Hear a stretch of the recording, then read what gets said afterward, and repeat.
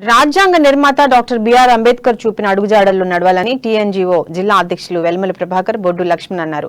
నిర్మల్ జిల్లా కేంద్రంలోని విశ్రాంతి భవనంలో దళిత సంఘాల నాయకులతో కలిసి సమావేశం నిర్వహించారు. ఈ సందర్భంగా ఈ నెల 5న అంబేద్కర్ జీవిత చరిత్రపై బుద్ధం శరణం గచ్చామి నాటక ప్రదర్శన విజయవంతంగా ప్రదర్శింపబడ్డదని తెలిపారు. ఈ కార్యక్రమాన్ని సహకరించిన మంత్రి ఇంద్రకరణ్ రెడ్డికి ధన్యవాదాలు తెలిపారు.